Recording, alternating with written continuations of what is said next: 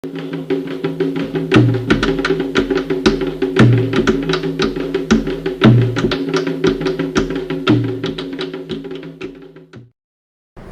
a todos, sou Geraldo, conhecido como Geraldo de Iemanjá, sou iniciado pela Ialorixá Palmira de Inhaçã em 30 de abril de 1993. Estou aqui na presença dos ilustres amigos para dar partida a esse projeto que eu acho que é de importância para a nossa religião, pela seriedade com que ele é tratado pelo Ganja Sanã, e espero contar com a participação de todos assistindo ao vídeo e prestigiando e também comparecendo para cada vez mais dignificar a nossa religião. Baba Geraldo, em meu nome, em nome do Alabê Mário Jorge, do grupo de estudos, Braulio Goffman, quem dá sempre o start nessas iniciativas, quero já de antemão lhe agradecer muito por isso, pela sua presença, por dispor do seu tempo, para a gente estar aqui e começar esse programa que não tem nem nome ainda. Nós vamos hoje à noite elegê-lo, mas estamos sim todos felizes. Gostaria de começar a saber do senhor o seguinte: como é que o senhor chegou no Candomblé? Como é que foi essa trajetória? A trajetória do Geraldo até a chegada do Candomblé foi longa. Eu, possivelmente com uns 13 anos, 14 anos mais ou menos, eu comecei o que a gente costuma dizer, né, me sentir mal. Tinha umas sensações esquisitas, um mal-estar, uma sensação de que saía de mim, enfim. Estudava no colégio municipal, no Engenho de Dentro, e um belo dia, saltando no ponto onde eu costumava saltar, eu vi um centro espírita de Umbanda, na rua General Belegade, no Engenho Novo. E resolvi entrar, uma coisa que me levou aqui.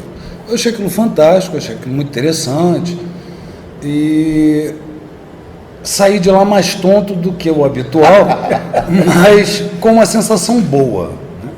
E comecei a frequentar esse centro sem dar conhecimento à minha família nem nada. Isso aos 13 anos de idade? Por volta de uns 13, 14 anos. E um belo dia lá, tirando uma consulta com um caboclo, eu passei mais mal do que de hábito. E aí, daí em diante, eu comecei a passar bem, né? Então, eu já ia lá e aquilo já começou a me estimular, porque eu sentia que alguma coisa havia de mim, em mim, que me chamava para aquilo. Eu achava bonito os cânticos e tudo. Me amedrontava no início, era uma coisa que me amedrontava muito, a sensação de sair um pouco de mim e deixar alguma coisa além da gente se adonar um pouco do corpo. A origem religiosa da sua família? Católica. Eu era católico, apostólico, romano, praticante, comedor de hóstia, confessava, ia aos domingos à igreja, era coroinha, ia por livre e espontânea vontade. Enfim, e dali, pelos mistérios que a vida dá, ou pelos que os orixás e as entidades botam no caminho da gente, eu fazia inglês na época, estava fazendo inglês na cultura inglesa, e por acaso conheci um rapaz que foi visitar a turma, tinha sido um ex-aluno de uma professora minha, Jorge Correia, e comecei a conversar com o Jorge é uma pessoa muito dinâmica e tudo, e o Jorge falou assim: você é de santo. E eu fiquei meio chocado, eu disse: não, eu vou a um centro, não, vamos... Enfim, travamos uma amizade e ele me levou num centro na rua Padre Telêmaco, Cabana da Vovó Engrácia, mãe Cideia Paulo de Carvalho, falecida, uma das médiuns mais impressionantes que eu já conheci na vida. E lá eu dei os meus primeiros passos na Umbanda mesmo, no desenvolvimento. Fiquei na casa um tempo, mãezinha já era muito idosa naquela época, graças a Deus faleceu mais idosa ainda, e eram muitos filhos de santo e eu achava que eu me perdia naquele universo. e conheci um filho de santo dela, José Luiz, da Cabana do Caboclo Flecheiro, em Irajá. E eu passei a frequentar a Cabana do Caboclo Flecheiro,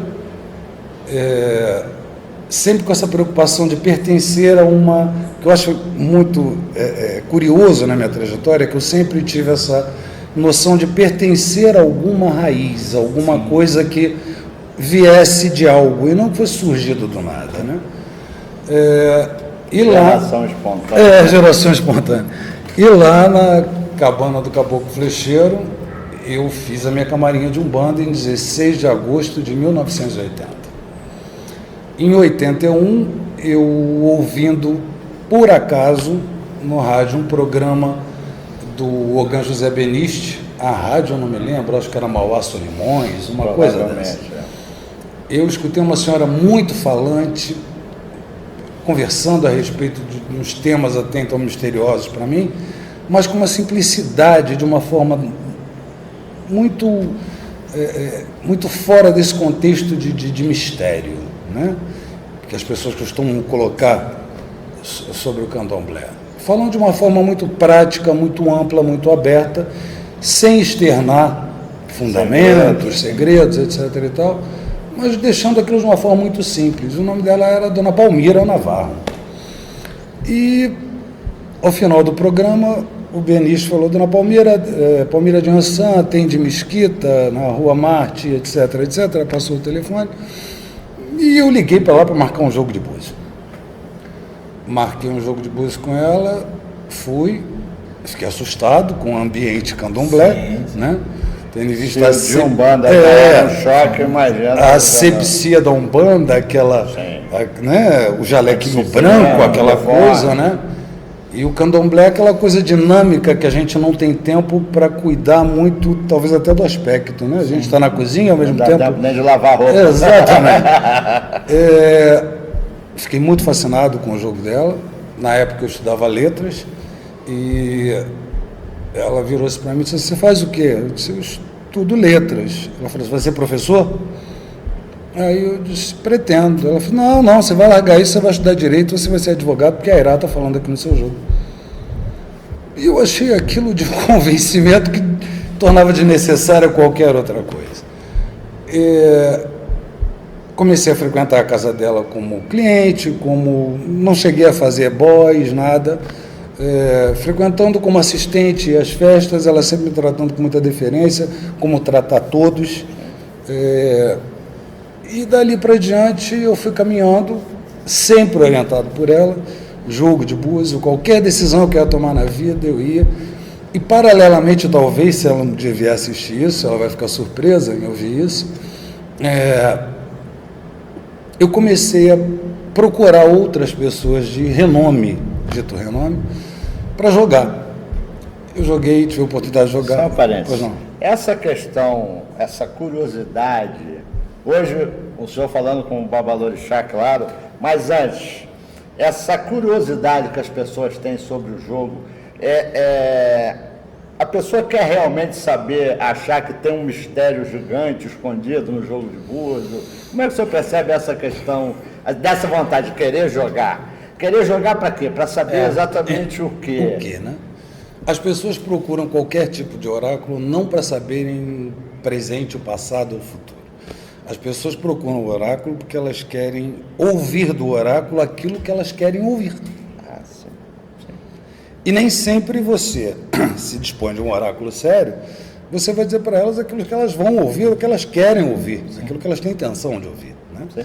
Você vai dizer aquilo que está ali. E o jogo de búzio é um amontoado de letras com a forma igual de búzio, né?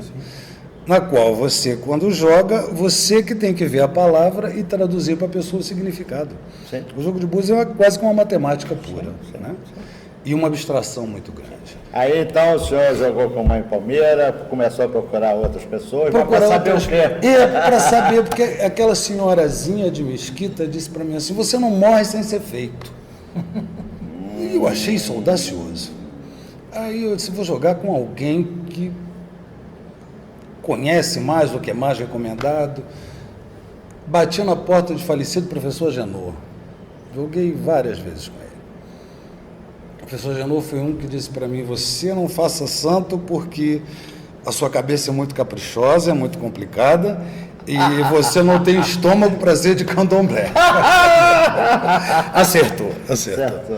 Joguei com finada e a Regina Bamboche, o jogo mais espetacular que eu já tive na minha vida até hoje, em que ela disse, você é de Iemanjá e Xangô, tem uma história muito grande com Ogum, etc, etc. E você é desse caminho de Iemanjá. Aí eu disse, a senhora tem certeza? Eu disse, tenho, porque abra sua camisa e me mostre seu peito esquerdo. Aí, mostrei, ela falou assim, toda pessoa dessa qualidade, dessa santa, traz uma marca de nascença no peito esquerdo. E você tem essa marca, olha aí. Caramba. E foi, para mim, aquilo foi chocante, né? Ela, assustador, uma pessoa adivinhar uma coisa dessa. Eu não sei se é verdade ou não, mas vindo de quem veio, Regina Bamboche, né? Enfim, e sempre em todos os jogos que eu ia, eu procurava tirar dúvida assim, porque eu quero saber se o que aquela mulher lá de Mesquita falou procede, se eu tenho que fazer santo mesmo. E jogando Mas em todos esses jogos era Iemanjá quem... Sempre foi Iemanjá que respondeu. O que para mim era complicado aceitar. Iemanjá, apesar de eu já ser de Iemanjá na Umbanda, já ter camarim e tudo. Na Umbanda também? Na Umbanda eu saí de Iemanjá com Ogum. Sempre foi. E até que um dia eu jogando com Mãe Estela, uma Estela com aquela sisudez, uma seriedade a toda prova também, ela disse, você veio jogar por quê? Eu disse, eu vim jogar para confirmar o que uma senhora no Rio de Janeiro me disse, isso. Se você veio jogar para confirmar o que ela falou, então você não tem que jogar comigo, você tem que jogar com ela. Olha, eu confirmo isso e confirmou as coisas todas. Então eu fiquei muito à vontade de poder me iniciar sabendo que eu era de Iemanjá, etc. Mesmo assim, eu levei 13 anos para fazer santo, desde a minha camarinha de Umbanda. Sim. Eu fui me informar bastante, eu fui frequentar a casa da minha mãe, fora das festas, ver como é que o candomblé funciona, né? Porque na festa de candomblé você está com aquele palco armado, você tem um show pré-programado, você tem toda uma roupagem a ser posta, exatamente, toda uma postura a ser adotada, e ninguém faz uma festa de candomblé para fazer feio. Sim. Né? Então aquilo é muito quase que programado no sentido de esperado. Vamos ver como é que funciona na intimidade, né? Sim. E a casa da minha mãe era uma casa aberta, né? Minha mãe acolhia 48 pessoas dentro da casa dela, morando e sendo mantidas por ela. Que isso? Sim. 48? Eram famílias mantidas por minha mãe. Todos filhos de santo? Não, nem todos filhos de santo. Nem todos filhos de santo. Ué? Nem todos. Não sei como é que cabia tanta gente. Só em Ançã para Só essa. 48 pessoas, muitos filhos de santo, alguns abiães, com a mulher, com o filho, foi despejado, bota os móveis aqui, dá um jeito. 48 pessoas, a maioria desempregadas, e ela mantinha aquilo com jogo de búzio, ebó, Caramba. donativos, caridade, era admirável. Enfim. Parabéns, minha palmeira. Admirável. Aí eu me iniciei em setembro de 92, eu sentei com ela e disse, olha só, eu queria tomar um bori com a senhora e assentar santo, pode ser? Eu sabia que já era possível. Ela falou, pode. A senhora me dá uma lista? Me deu a lista. Eu tomei bori e assentei santo. Em maio de 93 eu entrava e fazia santo. Ela disse, vai gastar tudo de novo? Né? E gastei, mas eu acho que o primeiro passo meu no candomblé foi uma coisa dada com certeza do que eu estava fazendo. Né? Meu caminho era com aquela religião que eu me identificava, era aquele tipo de orientação, filosofia e ética que eu queria para a minha vida, e era pelas mãos daquela que eu vinha descobrir o motivo de eu procurar tanto jogo de búzio para confirmar. Por que eu procurava confirmar com pessoas a palavra dela, se a palavra dela não tivesse sido importante para mim. Né? Sim. Então foi com ela que me iniciei, tomei minha obrigação de 1 ano, 3 anos, 7 anos, recebi o balaio de axé, plantou o axé da minha casa e me deu a obrigação de 21 anos, quer dizer, deu comida a Iemanjá nos 20 anos, no qual vocês estavam, Muito honrado. Felizmente. Pelo convite. e é essa. Lindo, maravilhoso. E agora, o pai Geraldo de Iemanjá. Essa diferença. O Abiá, o filho de santo, até os 7 anos, essa questão da abertura da casa, essa responsabilidade gigante que o senhor está abraçando, por ordem de Iemanjá, claro. Mas o que é que mudou na sua compreensão, na relação entre as pessoas do candomblé, enquanto o senhor era filho, e hoje enquanto administrador, evidentemente, da casa? Eu também não abri casa de uma vez só, né? Sim. Eu tinha uma cliente minha como advogado de São Paulo. Essa cliente, o marido dela faleceu, eles moravam em casas separadas e ela queria fazer doação de todos os móveis. E eu disse assim, eu quero móveis antigos. E aluguei uma casa em Bento Ribeiro, na rua Andaluzia 230. Aluguei uma casa para servir de depósito de móveis. Eu decidi o que eu ia fazer com esses móveis. E na época eu me relacionava, eu tinha um relacionamento, e o meu parceiro na época disse assim, eu tenho uma amiga minha de trabalho que ela está com um problema, eu queria que você jogasse para ela, você pode? Eu disse, pode. Joguei para a menina, eu disse, ela precisa tomar um bori. A menina não tinha condições de nada, eu arquei com esse bori e não podia levar para casa da minha mãe, porque eu achei que ia ficar meio complicado, então eu improvisei no meio desses móveis, eu dei um ebó na casa, dei um ebó nos móveis, arrumei, separei um quarto e dei um bori nessa menina ali. Isso foi em 2004. Dali para cá nunca parou. Eu fiquei de 2004 a 2009 em Bento Ribeiro, adaptando o espaço e sentindo como é que uma casa de candomblé poderia funcionar, tendo por base também a casa da minha mãe. Saí em 2009, iniciei as obras lá em Pedras de Guaratiba, vocês conheceram. Ficou parado um tempo, por razões particulares minhas. E quando eu resolvi abrir, quer dizer, agora 2014 foi que eu fiz a inauguração nos meus 21 anos, mas antes disso dei obrigação em pessoas, né? Fiz tirei internos, enfim. O que mudou? Muita coisa. Muita coisa e essencialmente nada. Eu sou o mesmo Iaô que era na casa da minha mãe. Se na minha casa eu tenho que lavar um banheiro, eu lavo. Se eu tenho que depenar um bicho, eu depeno. Não acredito que a nossa religião seja feita de títulos e postos, né? Nós temos funções e atribuições, claro. Agora, modifica muito o pensamento, né? Aquela cobrança que eu fazia para minha mãe, assim, meu Deus, ela vê isso acontecer e ela não toma uma atitude, né? Por que ela deixa o fulano chegar na hora da festa e não dá uma bronca? E hoje, quando a coisa acontece comigo, eu me lembro dela dizendo, você um dia vai ter sua casa. Né? E você acaba tendo que permitir, né, determinadas coisas. Não é... Contemporizar. Bem colocado, contemporizar. Dar equilíbrios, né?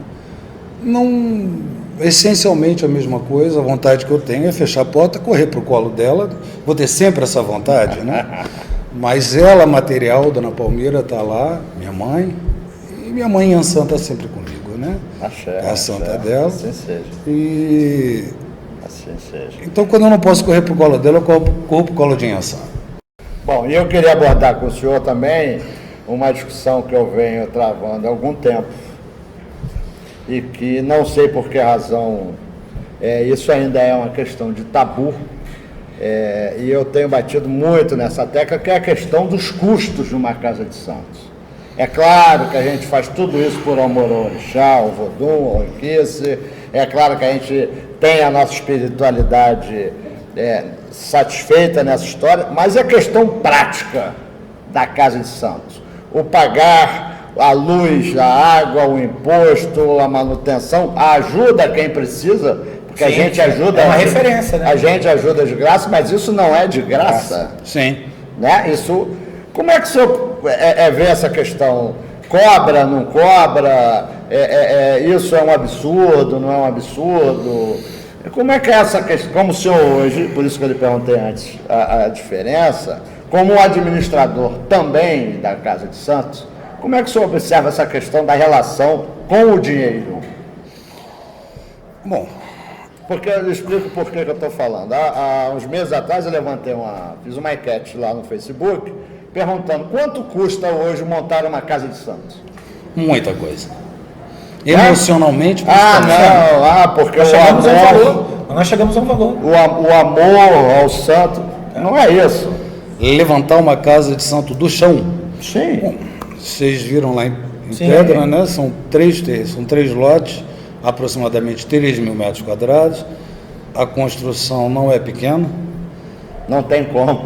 Deus me fez pequeno, mas me colocou muita inveja de coisas grandes. Então eu gosto de espaços amplos. Não quero saber A casa foi erigida por mim. Sim. Eu edifiquei aquilo tudo. Né? Nunca pedi a filho de santo, olha, eu estou precisando disso.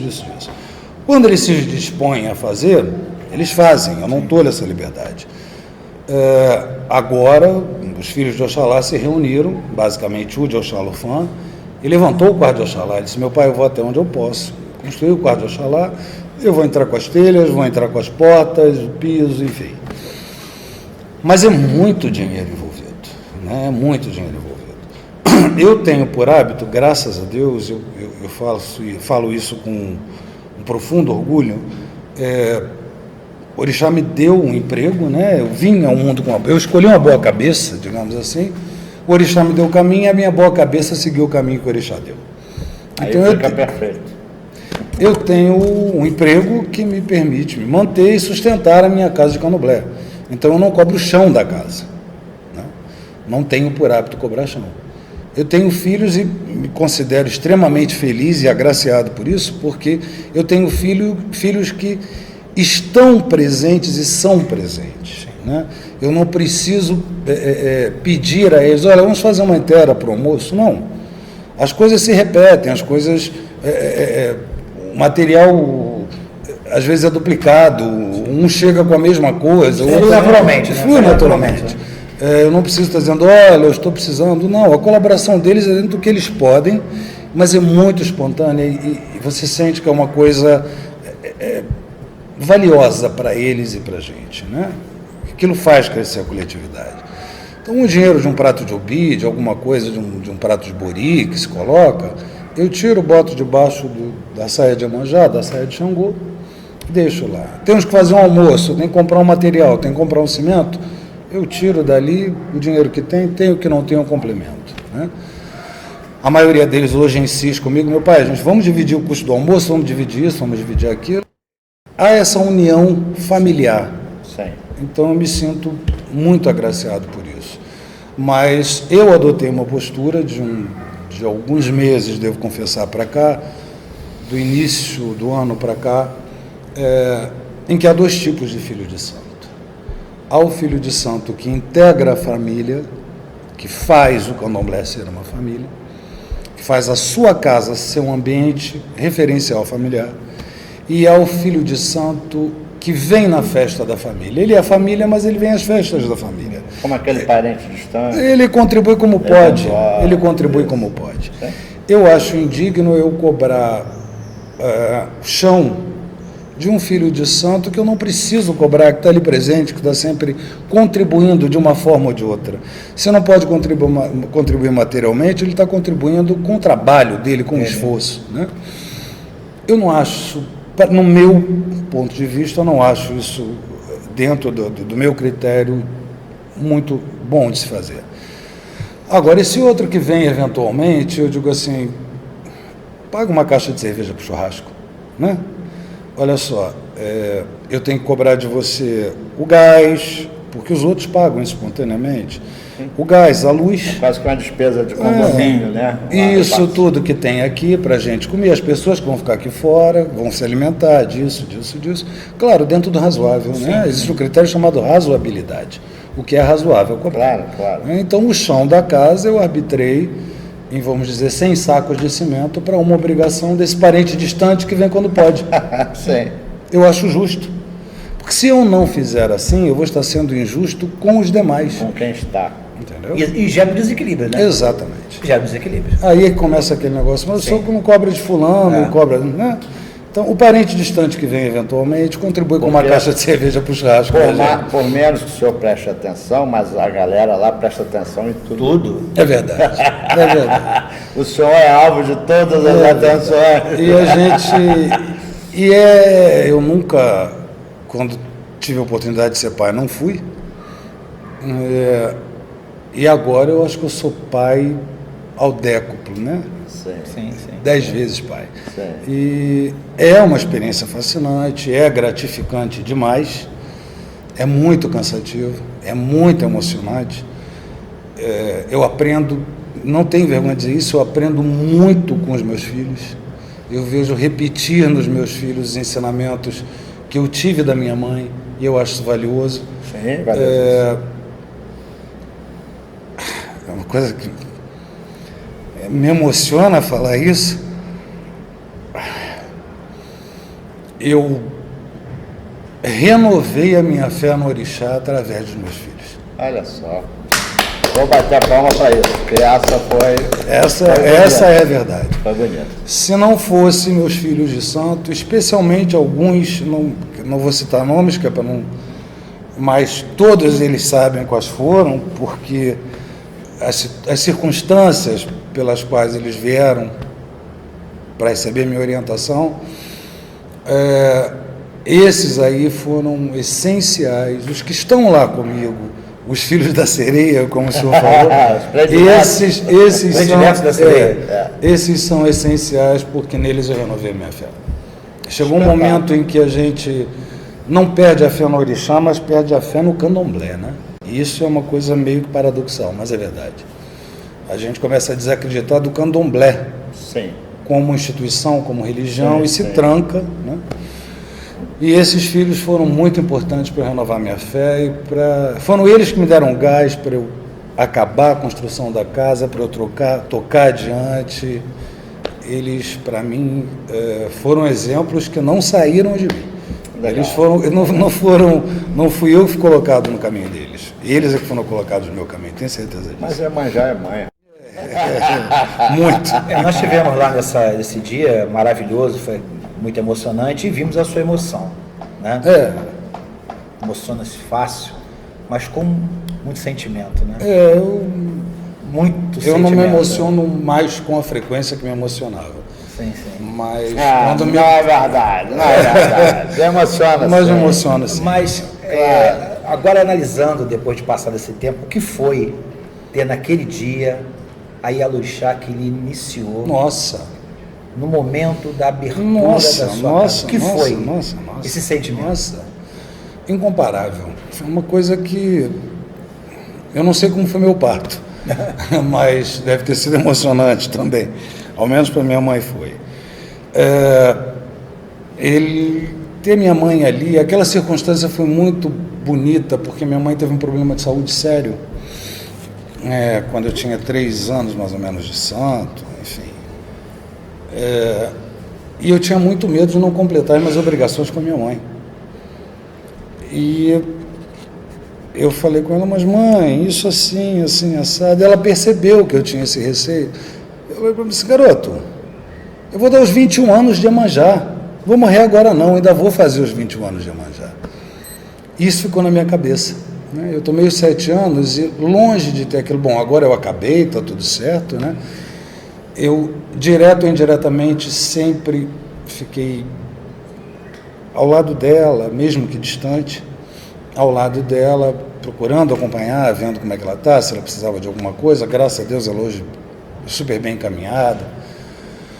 E vê-la ali nos 21 anos foi voltar aos quase 3 anos de santo, né? Ela dizia para mim, eu vou dar os 21 anos de Iemanjá. Então isso para mim foi emocionante, Não, porque eu estava fazendo 21 anos, o tempo que eu já tinha feito em abril, Ela mas porque ela honrou a palavra, em Ansan manteve ela. E vai manter por muitos anos. Foi um momento muito emocionante. Vem os 25. Olha, eu aquele dia aí de confessar que eu fiquei muito emocionado também, mas é porque eu percebi uma outra situação que eu ia até fazer a postagem, mas eu acabei, falei, não, pode ficar à vontade. foi muito especial, muito particular, e eu não quis colocar naquele momento. Eu acho que esse sujeito é um sujeito de muita sorte. Sou, graças a Deus. Você? Sou. Porque eu vi lá a mãe de santo dele, a mãe carnal dele se acabando de chorar, e Iemanjá chegando. Quer dizer, o cara tem 3 mães espetaculares que estão ali ao redor dele. Ele deu muita sorte. Então, e a sua mãe, na hora que Iemanjá passou, sua mãe se escangalhou de chorar de emoção. Ainda tem mais duas. Tem Oxum, que é o ventre da minha mãe, né? Que é minha mãe mesmo. E se eu não dou satisfação a essa senhora, eu não consigo fazer nada para Iemanjá, Iemanjá não aceita. Iemanjá não aceita comer se eu não der satisfação ao Oxum. Né? Vê o respeito que o orixá tem pela ancestralidade da gente. Né? Sim. E tem o Ansan, né? Oiá é a minha mãe. Oiá, houve uma ocasião na minha vida, eu também não me envergonho de dizer isso, eu tinha comprado os terrenos, eu tinha uma certa quantia na poupança, eu disse, eu não vou construir casa de santo nenhuma, eu vou pegar esse dinheiro da poupança, tirar 6 meses de licença e vou para a Europa, eu vou curtir a vida na Europa, não vou ter casa de santo para aturar maluco, isso é só problema, casa de santo é só problema. Isso foi no final de ano. Ninguém vai para lá. Ninguém vai para lá. Ninguém vai. No dia 2 de janeiro eu comecei com uma dor de cabeça, uma coisa absurda. E fui a um otorrino, claro, que a última coisa que eu vou é consultar jogo. Eu vou ao médico. Fui a um otorrino, fui a um neurologista, fui ao Carlos Bacelar, fiz tomografia, fiz tudo, radiografia dos seios da face, a ver se era alguma coisa de sinusite, não era nada. Eu disse, bom, vou jogar. Joguei, quando eu joguei, Iemanjá disse assim, olha só, meu filho, aquela casa, você não precisa mais. Você não quer, não faz. Só que você está aí com essa função, essa finalidade. Você está aí para ser zelador de santo. Você não quer ser, eu aceito. Só que então você não precisa mais ficar aí. Em outras palavras. Né? Ou sobe ou desce. Claro. E aí isso é muito prático, né? Eu fui procurar minha mãe assustadíssima, e ela disse, olha só, meu filho, você não sai daí porque você vai tomar um bori aqui em casa hoje. Eu disse, não, eu vou ali no supermercado. Não, porque a Santa está aqui no teu jogo, ela está dizendo que está te cobrindo, está dizendo que é tua mãe. E a mãe já não falava no jogo, eu já comecei a achar aquilo muito estranho. E Ansan se meteu na frente, e lá pelas tantas eu disse, mãe, eu joguei para mim e caiu isso aqui, mostrei o papel para ela. E ela, minha Nossa Senhora, você vai ficar aqui, vai tomar um bori? Eu disse, então tá, eu vou ali no supermercado comprar as coisas. Não, você fica aqui não, eu vou ali comprar. O cara deixa. Eu disse, bom, o problema é a casa. E aí saí, liguei para um pedreiro, marquei com o pedreiro no dia seguinte lá e acertei com ele, só vai começar as obras da casa. E é uma coisa muito engraçada isso, você vê o que é o simbólico para o orixá, né? Eu comprei um tijolo maciço, passei esse tijolo no corpo, não tem vergonha de dizer isso, passei esse tijolo no corpo, botei no meio do terreno, acendi uma vela, bati pau e falei para ele, o primeiro tijolo da sua casa. Se é para ser, vai ser. 7 dias depois eu voltei na minha mãe, claro que minha mãe... o senhor não ficou pro boleiro? Não, desapareci. E ela me esperando. Na semana seguinte eu voltei, ela já com todos os palavrões prontos para mim, né? Já tinha ligado para minha casa. Minha mãe, para ligar para alguém é uma coisa... E eu queria que a senhora jogasse. Eu não vou jogar, porque eu joguei para você semana passada. Eu queria que a senhora jogasse de novo. Eu que você fez? Você tomou bori, você fez ebó. Não, senhor. O ebó, no mínimo o ebó você fez, eu fiz ebó de tijolo. Aí, como é que é isso? Eu contei para ela, disse, você é maluco. Ela fala isso para meus filhos todos. Seu pai é maluco. Seu pai é maluco. E não precisei tomar. Quer dizer, no momento em que... E a dor de cabeça passou? Passou tudo. Também não parei a obra, né? E passou tudo, graças a Deus. Quer dizer, no momento em que a morte se avizinhava, né? Sim. Essa senhora, Inhansã, que deu aquele chegar para lá e disse assim, olha só, Iemanjá, você é dona da cabeça, mas a mãe sou eu, o vento espiritual sou eu. Então, na verdade, são 5 mães, né? Então, tu tá melhor do que a gente imaginava. 5 mães, 2 pais. Babá, olha só, o nosso tempo já está se esgotando. Lamentavelmente, a gente tem certeza que a gente teria muitas horas aqui de conversa. Com certeza. É uma honra e um prazer. Mas a gente esqueceu de perguntar qual é a sua tradição. Minha tradição é Queto, né? A bandeira de Queto, fui iniciado na bandeira de Queto. Minha mãe foi iniciada pelo primeiro Xangô raspado no Rio de Janeiro, através das mãos do primeiro Xangô raspado em Salvador por Manhaninha, né? Então a minha raiz é do Opoafonjá, é a tradição que eu tento manter, apesar das diferenças da casa matriz e tudo. Minha mãe foi iniciada, na época ela foi iniciada por Caribé de Oxóssi, falecido Caribé de Oxóssi, trocou as águas com meu pai Reinaldo de Ará. Reinaldo de Ará foi o primeiro Xangô raspado no Rio de Janeiro por Mãe Agripina, né? Que foi o primeiro Xangô feito por Manhaninha, em Salvador, já nas terras do Axé. Então minha raiz é Queto e eu tento, dentro do que aprendi, dentro do que me foi passado, manter a tradição da minha raiz, que é o Axé Opoafonjá. Como é que o senhor pintaria um prognóstico do futuro do Candomblé? O que o senhor vislumbra lá para frente? Eu não gosto de ser otimista. Detesto ser pessimista e prefiro ser realista. Alguma coisa eu tenho que ser. Eu vejo a religião da gente se diluindo no correr do tempo de uma forma que eu lamento muito. As pessoas, e eu falo, as pessoas, nós, todos nós, estamos cada vez menos preocupados em manter uma liturgia, em manter uma coerência com aquilo que nos deu origem e cada vez mais voltados a uma coisa folclórica, midiática, imediatista, né? O candomblé talvez mais adiante se torne uma seita de autoajuda. Lamento. Essa é a minha visão, uma visão realista. As pessoas hoje em dia procuram se informar muito, não que não devam, devem, mas galgar, praticar a sua religião dentro daquilo que está no livro, né? Você vê as influências como os Nagoya Morte, os orixás, as introduções que foram feitas no candomblé, às vezes até erradamente, com base em interpretações de sociólogos, de antropólogos, que fogem à realidade da religião. Sim, sim. Se aquilo ali é a religião ideal, então eu estou longe de praticar a religião ideal. Né? Aspectos como, Ogum come cachorro na África, por que não come no Brasil? Não come porque culturalmente não é aplicável. Sim. E religião é uma coisa cultural. Uma religião que brota disso aqui. O candomblé não é uma religião africana, é uma religião brasileira, né? Com base em determinadas informações e conhecimentos trazidos pelos africanos, todos sabem disso, né? As derivações que estão acontecendo com o candomblé têm me assustado muito.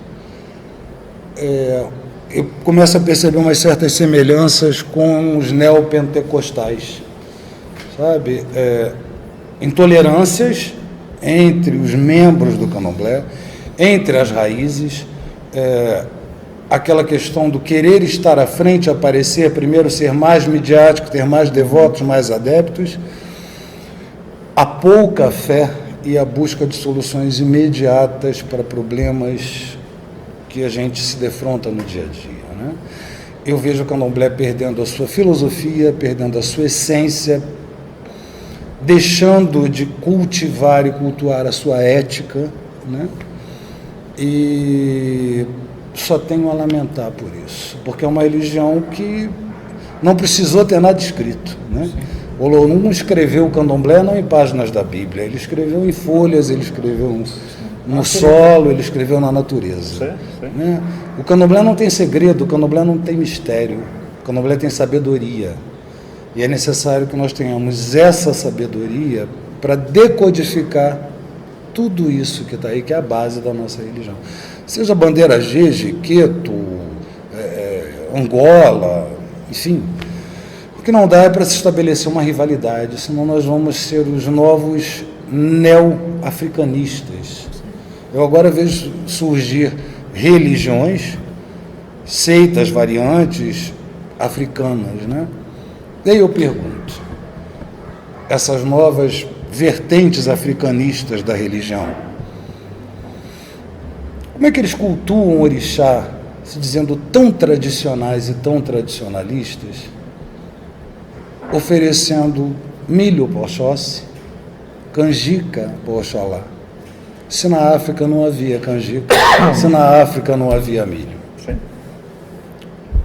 Vão ser tradicionalistas, vão dizer que são os puristas da tradição africana, então ofereçam sanhame. Sim. Para que acende vela? Para que faz um ebó? Para que bota uma cachaça numa garrafa para isso? Onde rua, Aonde está o tradicionalismo? Está no axó, está na roupa, está na conta, está no filá que usa na cabeça? Não é. Eu acho que nós temos um legado e uma responsabilidade por esse legado. A gente, na minha raiz, nós invocamos a ancestralidade para tudo que nós fazemos. Nós chamamos os ancestrais para virem testemunhar aquilo que nós estamos fazendo.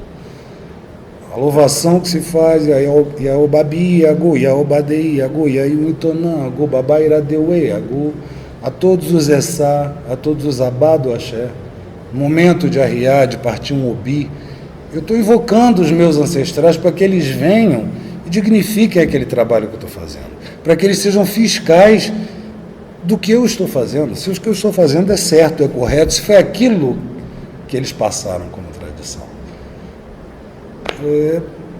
Então, eu acho que a gente tem esse legado a respeitar e uma responsabilidade em preservar isso. Babá, Geraldo, meus parabéns. Ele é da Mixerefon. Muito obrigado mesmo pela sua contribuição, pela sua participação. E espero ver mais vezes Iemanjá. Axé. Minhas considerações. E os 25 anos estão chegando. Estaremos lá. Obrigado, se Deus quiser. Cola fé. Obrigado a vocês pela oportunidade.